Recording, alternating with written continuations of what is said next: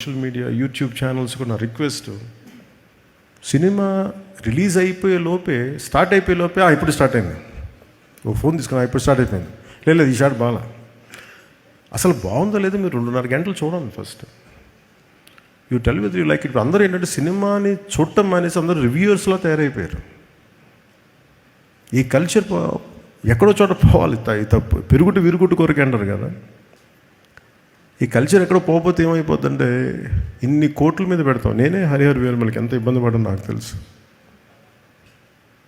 Attarintiki Daredi cinema మేము ఇంత కష్టపడి చేస్తే 1.5 మంది చూస్తే నెట్లో రిలీజ్ అయిపోతే మా బాధ ఎవరికి చెప్తాం?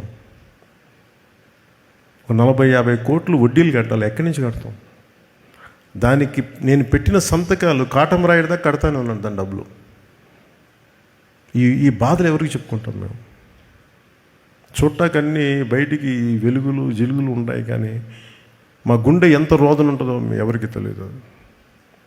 ఈజీ మీకు ఒక యూట్యూబ్లో పెట్టేయటం, పైరసీ చేసేయటం, మా కష్టాలు ఎవరికి తెలియదు.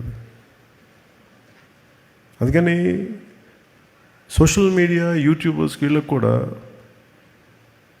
మీరు ఆలోచించి మీరు చేయండి కొంచెం పనులు దయచేసి. సినిమాని చంపేయకండి. మీరు ఎంతమంది పొట్టగొడుతున్నారో మీకు తెలియట్లా. ఆ ఉసురు తగిలేస్తే జాగ్రత్త, మా ఏడుపులు తగిలేస్తాయి. నాదంటే నాదని కాదు, కష్టపడి ప్రతి ఒక్కడిది ఇష్టం లేకపోతే చేయండి అంతేగాని సినిమాని కక్షగట్టి చంపేస్తే చాలామంది కడుపు కోత, ఆకలి, సినిమాలు ప్రొడ్యూసర్లు పారిపోతారు చేయడానికి, ఫైనాన్షియల్స్ రారు. అందుకని నేను ఎంత కష్టపడ్డానో నాకు తెలుసు.